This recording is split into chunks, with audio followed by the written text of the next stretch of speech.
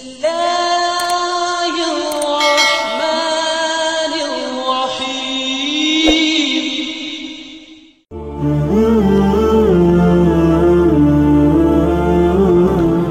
Bismillahirrahmanirrahim. Assalamualaikum warahmatullahi wabarakatuh. Alhamdulillahirabbil alamin. Wassalatu wassalamu ala asyrafil anbiya'i wal mursalin nabiyyina wa habibina Muhammadin wa ala alihi wa sahbihi ajmain wa man tabi'ahum bi ihsanin illa yaumiddin. Allahumma sholli ala sayyidina Muhammad wa ala ali sayyidina Muhammad.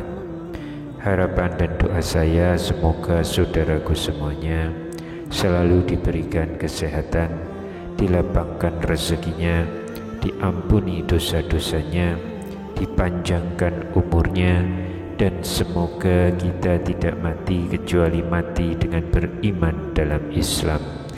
Dan sempatkanlah menuliskan sholawat di kolom komentar, insya Allah bisa menjadi bukti cinta kita kepada Rasulullah Muhammad Sallallahu Alaihi Wasallam.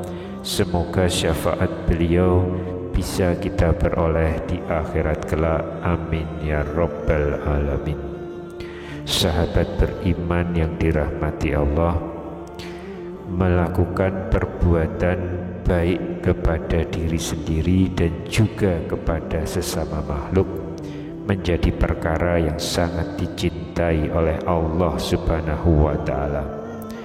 Hal seperti inilah yang nantinya akan menjadi bekal di hari akhir untuk bisa masuk ke surga yang dijanjikan oleh Allah Subhanahu wa Ta'ala. Namun karena kurangnya pengetahuan dan iman, justru membuat manusia tanpa sadar melakukan hal-hal yang dibenci oleh Allah. Kosongnya ilmu dari dalam diri kita membuat kita terseret dan hanyut kepada perkara-perkara yang seharusnya kita hindari. Ada 10 hal yang sangat dibenci oleh Allah dan tidak seharusnya manusia terperangkap ke dalam perkara-perkara tersebut. Beberapa perkara di antaranya ada yang disadari, namun ada sebagian perkara yang justru dianggap sebagai kesalahan kecil yang biasa saja. Misalnya sifat malas dari para orang-orang yang masih muda, sifat takut kepada musuh yang dimiliki oleh seorang tentara perang, bahkan seorang ahli ibadah namun menyombongkan ketaatannya, itu juga merupakan hal yang dibenci oleh Allah Subhanahu wa Ta'ala. Dan berikut ini 10 hal yang dibenci Allah supaya bisa menjadi tambahan pengetahuan dan juga wawasan keislaman kita. Silakan tonton video ini hingga selesai supaya semua informasi yang kami sampaikan bisa diterima secara lengkap supaya tidak gagal faham, insya Allah. Karya Imam Ibnu Hajar Al-Asqalani sebagaimana disyarahkan oleh Syekh Muhammad Nawawi Banten mengutip keterangan ulama yang menyebutkan 10 sifat paling dibenci Allah dalam karyanya Nasyaihul Ibad, di mana Imam Al-Asqalani menyebutkan 10 sifat buruk yang patut dan wajib untuk dijauhi oleh umat Islam. Yang pertama adalah orang kaya yang bakhil atau pelit. Kikir atau pelit adalah penyakit hati yang timbul karena manusia terlalu cinta pada hartanya sehingga tidak mau bersedekah. Hal ini merupakan perkara yang dibenci Allah, terlebih-lebih jika dilakukan oleh orang yang kaya. Harta yang dimiliki seharusnya dimanfaatkan di jalan Allah atau disedekahkan, bukan malah disimpan dan tidak mau membantu sesama manusia yang membutuhkan. Allah telah memperingatkan manusia agar tidak kikir terhadap harta yang sudah Allah titipkan. Allah juga memberikan ancaman untuk manusia-manusia yang kikir dan bakhil terhadap harta yang mereka miliki, seperti di dalam Quran surat Ali Imran ayat 180. Jangan sekali-kali orang-orang yang kikir dengan karunia yang Allah anugerahkan kepadanya mengira bahwa kekikiran itu baik bagi mereka. Sebaliknya, kikir itu buruk bagi mereka. Pada hari kiamat, mereka akan dikalungi dengan sesuatu yang dengannya mereka berbuat kikir. Milik Allah lah warisan yang ada di langit dan di bumi. Allah Maha teliti terhadap apa yang kamu kerjakan. Dalam surat yang lain Allah juga berfirman, akan tetapi ketika Allah menganugerahkan kepada mereka sebagian dari karunia-Nya, mereka menjadi kikir dan berpaling seraya menjadi penentang kebenaran. Quran surat At-Taubah ayat 76. Yang kedua adalah orang miskin yang sombong atau takabur. Takabur itu adalah sikap sombong dan menganggap diri lebih dibandingkan dengan orang lain. Dalam hal ini orang miskin yang memiliki sifat sombong, maka ini memang menjadi sebuah penyakit yang sulit untuk dipahami. Kenapa sifat ini bisa menempel dan dimiliki oleh orang yang kondisinya melarat secara harta, namun masih bisa menyombongkan diri kepada orang lain. Padahal orang yang kaya saja tidak diperbolehkan menyombongkan diri kepada siapapun, karena hanya Allah yang boleh memiliki sifat sombong ini, karena hanya Dia yang punya segalanya. Allah berfirman dalam Quran surat An-Nisa ayat 36, sembahlah Allah dan janganlah kamu mempersekutukannya dengan sesuatu apapun. Berbuat baiklah kepada kedua orang tua, karib kerabat, anak-anak yatim, orang-orang miskin, tetangga dekat dan tetangga jauh, teman sejawat, ibnu sabil, serta hamba sahaya yang kamu miliki. Sesungguhnya Allah tidak menyukai orang yang sombong lagi sangat membanggakan diri. Yang ketiga, ulama yang tamak atau rakus. Bencinya Allah juga diberikan kepada para ulama yang sejatinya atau seharusnya menjadi perantara dalam menyampaikan kebaikan. Namun ulama-ulama ini ternyata rakus atau tamak terhadap kehidupan dunia. Ulama sebagai penyampai keagungan akhlak dan moral hendaknya menyadari bahwa diri mereka itu disorot dan diamati oleh banyak manusia yang senantiasa menantikan perilakunya yang lurus. Sebagai pewaris para nabi, sudah selayaknya mereka tidak terlalu berpikir mewariskan dunia kepada anak-anaknya. Namun yang mereka pikirkan seharusnya bagaimana mewariskan ilmu yang mereka miliki kepada generasi selanjutnya. Sifat tamak demi dunia ini menyebabkan seorang ulama akan jauh dari memburu akhiratnya dan malah melemahkan umat.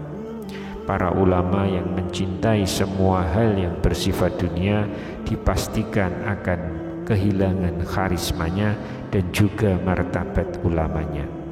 Ulama seperti ini biasanya akan mendapatkan julukan sebagai ulama dunia atau ulama su', yaitu ulama jahat yang dengan ilmunya bertujuan untuk kesenangan dunia, mendapatkan pangkat dan kedudukan. Dalam sebuah hadis Rasulullah SAW bersabda, celakalah bagi umatku dari ulama buruk yang menjadikan agama ini sebagai komoditas yang mereka jual kepada para penguasa mereka di zamannya demi meraup keuntungan untuk diri mereka sendiri. Allah pasti tidak akan menjadikan bisnis mereka itu memperoleh keuntungan. Hadis riwayat Al-Hakim. Yang keempat adalah hilangnya rasa malu dari kalangan perempuan atau wanita. Secara fitrah, wanita dihadirkan dengan perasaan malu yang luar biasa. Hal ini akan tercermin dari cara mereka berbicara, memandang, serta kelembutan-kelembutan yang terpancar dari perilaku mereka yang senantiasa berhias dengan rasa malu. Maka bagi wanita yang minim dengan rasa malu, maka Allah pasti akan membencinya. Misalnya wanita yang biasa menampakkan aurat mereka di hadapan pria yang bukan suaminya. Sifat malu adalah mahkota seorang wanita, dan kehilangan rasa malu sama dengan kehilangan mahkotanya. Maka jangan heran jika Allah murka karena maksiat mereka. Yang kelima adalah cinta duniawi atau hubbud dunya. Orang-orang tua setengah baya ke atas atau kakek-kakek atau nenek-nenek. Mungkin kita pernah melihat ada sosok kakek atau nenek. Mereka tentu saja sudah tua, namun mereka tetap mengejar dunia. Tidak jarang tindakan-tindakan mereka ini membuat gerah cucu-cucunya, mengingat waktu mereka seharusnya digunakan untuk hal-hal yang berkaitan dengan mengejar akhirat. Orang tua seperti ini seharusnya mempersiapkan segala hal untuk kematiannya. Orang tua yang masih senang dengan dunia, mabuk-mabuk di dalamnya, berebut kenikmatan dunia yang hanya sementara, tentu sangat dibenci oleh Allah Subhanahu wa Ta'ala. Apakah mereka tidak sadar bahwa dunia akan segera mereka tinggalkan?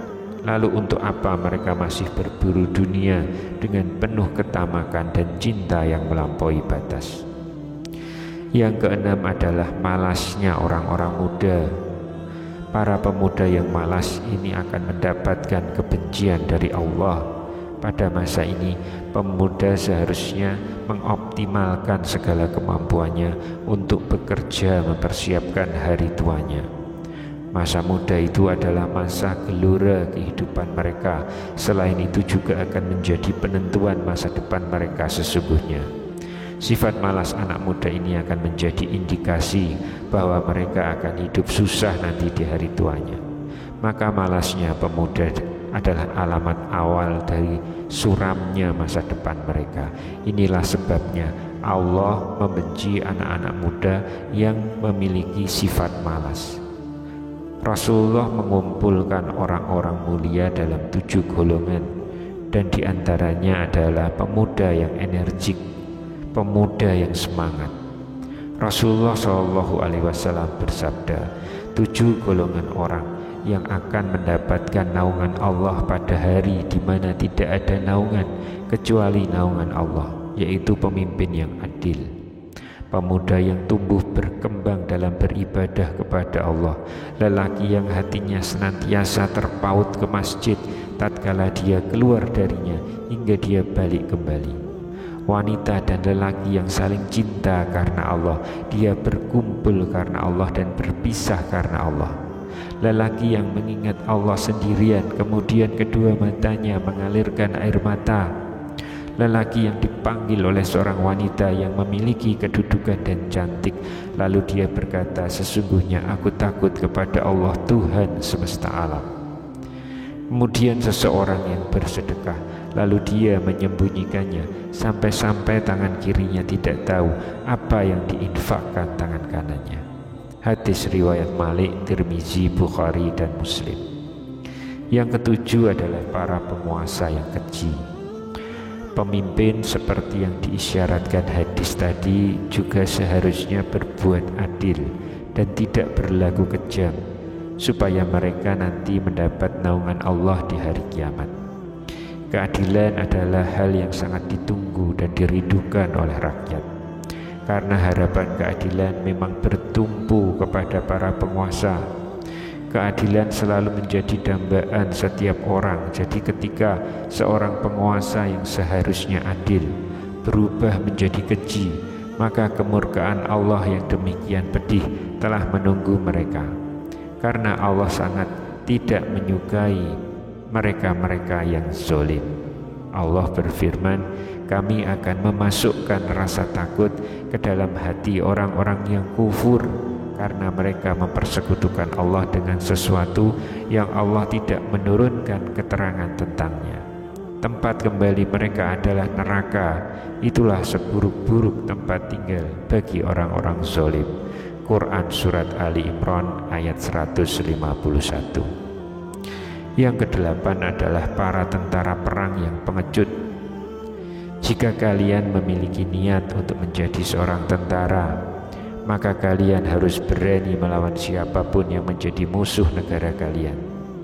Biasanya mereka yang terpilih dalam perang adalah manusia-manusia pilihan untuk membela agama dan tanah airnya.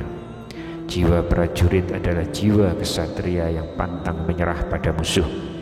Jika sikap ini luntur, maka inilah yang akan menjadi kebencian dari Allah Subhanahu wa Ta'ala. Allah berfirman, wahai orang-orang yang beriman, jika kamu bertemu orang-orang kafir yang akan menyerangmu, janganlah kamu berbalik membelakangi mereka atau mundur. Quran Surat Al-Anfal ayat 15. Yang kesembilan adalah ujubnya para zahid. Ujub adalah penyakit hati yang bisa menyerang siapa saja, tidak terkecuali para zahid yang banyak menghindari dunia, lebih dekat kepada akhirat. Namun kezahidan mereka akan menuai murka Allah jika dalam kezahidan itu muncul ujub dalam ucapan dan perilaku mereka. Rasulullah Shallallahu Alaihi Wasallam bersabda, 3 perkara yang menghancurkan, yaitu kekikiran yang dituruti, hawa nafsu yang diikuti, dan ujub dengan pendapat sendiri. Hadis riwayat Bazar dan At-Tabrani. Yang ke-10 adalah ahli ibadah yang ria atau pamer. Allah juga membenci para ahli ibadah yang diliputi oleh sifat ria di seluruh ritual ibadahnya. Mereka ini biasanya mengharapkan pujian dari manusia, padahal ria itu adalah syirik kecil yang sangat diwanti-wanti oleh Rasulullah agar kita meninggalkannya. Maka jika kita menjadi orang kaya, maka dermawanlah pada sesama. Jika kita ditakdirkan menjadi orang miskin, rendah hatilah kepada manusia. Jika kita menjadi ulama, maka janganlah rakus kepada dunia. Jika Anda seorang wanita, maka ingatlah bahwa mahkota Anda terletak pada rasa malu Anda. Jika kita telah tua renta, maka segeralah ingat kepada akhirat. Jika kita masih muda, maka semangat bekerja mengisi waktu Anda dengan sebaik-baiknya. Wallahu a'lam bishawab. Subhanakallahumma wa bihamdika asyhadu alla ilaha illa anta astaghfiruka wa atubu ilaik. Demikian yang bisa saya bagikan di kesempatan kali ini. Semoga pembahasan ini dapat memberikan manfaat untuk kita semua. Amin ya rabbal alamin. Wassalamualaikum warahmatullahi wabarakatuh.